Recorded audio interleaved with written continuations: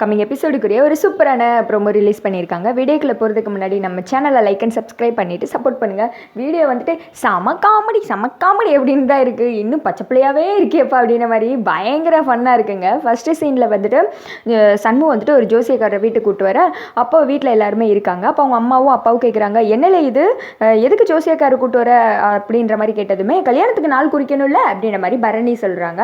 என்னது கல்யாணத்துக்கு நாள் குறிக்கணுமா? அதான் ரத்னாவோட கல்யாணத்துக்கு நாளெல்லாம் குறிச்சாச்சுல, அப்புறம் என்ன இனிமேல் எதுக்கு புது நாளை வேற பார்க்க போறியா? ஏன் என்ன அவசியம் அப்படின்ற மாதிரி வந்துட்டு அவங்க அம்மா கேட்க, என்னம்மா இது ஒன்றும் தெரியாத மாதிரி கேட்டுட்டு இருக்க, இது ரத்னா கல்யாணத்துக்கு கிடையாது உங்களோட கல்யாணத்துக்கு அப்படின்ற மாதிரி சண்முகமும் பரணி 2 பேரும் சேர்ந்து சொல்கிறாங்க.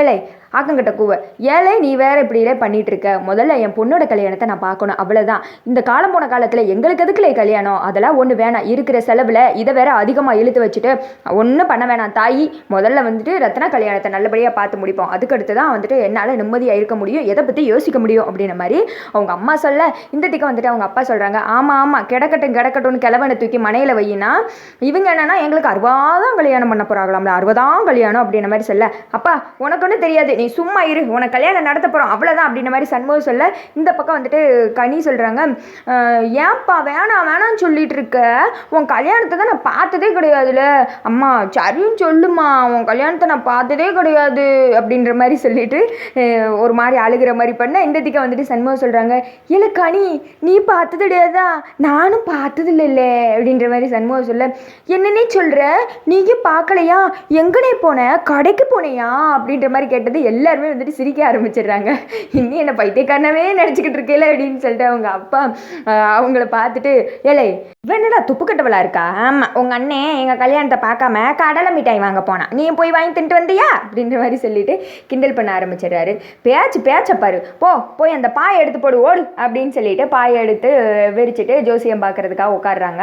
நல்லபடியாக கல்யாணம் நடக்கணும், அதுக்கு ஒரு நல்ல தேதியை கொடுங்க, எங்கள் அப்பாவுக்கும் அம்மைக்கும் ஜோசிய புக்கு வந்துட்டு கிடையாது, அதனால நீங்களே ஒரு நல்ல நாள் குறித்து சொல்லிடுங்க, அதுவும் என் தங்கச்சி ரத்னா கல்யாணத்துக்கு முன்னாடியே இருக்கணும், அதுவும் கூட இந்த கல்யாணத்தை ஜாம் நடத்தணும் அப்படின்ற மாதிரி சொல்ல, ஜோசியரை வந்துட்டு பார்க்குறாங்க. பார்த்துட்டு வந்துட்டு ஒரு நல்ல நாளை சொல்ல, இந்த நாளில் நடத்துங்க, நல்லா இருப்பாங்க பெரியவங்க, அவங்களோட ஆசீர்வாதமும் உங்களுக்கு கிடைக்கும் அப்படின்ற மாதிரி சொல்லதும், அதை கேட்டு வீட்டில் இருந்த எல்லாருமே வந்துட்டு ரொம்ப சந்தோஷப்படுறாங்க. இங்கே பாருப்பா அம்மா, இங்கே வரு, உங்கள் 2 பேர் கல்யாணத்தையும் ஜாம் நடத்த போகிறோம், நீ கவலையே பட வேணாம், ரத்னா கல்யாணத்தை அதுக்கும் மேலே களைகட்ட போகிறோம், நீ அதெல்லாம் நினச்சி ஒன்றும் கவலைப்படாத, புது பொண்ணு மாதிரி அலங்காரம் பண்ணிக்கிட்டு அது மட்டும் போதும் அப்படின்னு சொல்லிட்டு சண்முகம் பரணி வீட்டில் இருக்கவங்க எல்லாருமே சொல்ல, போங்களே உங்களை வச்சுக்கிட்டு என்ன பண்ணுறதுனே தெரியலை, மகளுக்கு கல்யாணம் பண்ணுற வயசில் எங்களுக்கு போய் கல்யாணம் பண்ணி வைக்கிங்களே அப்படின்ற மாதிரி சொல்லிட்டு அவங்க அப்பாவும் அம்மாவும் ஒருத்தங்க பார்த்து சிரிச்சுக்கிறாங்க. சிரிக்கிறீங்கள அப்புறம் என்ன இதெல்லாம் நடிப்பா அப்படின்னு வந்துட்டு சண்முகம் சொல்லி கலாய்க்கிறாங்க. பயங்கர வந்துட்டு ஃபன்னாக இந்த சீன் வந்துட்டு போய்கிட்டு இருக்கு. அதோட பார்த்தீங்கன்னா இந்த வீடியோ வந்துட்டு முடிஞ்சிருது.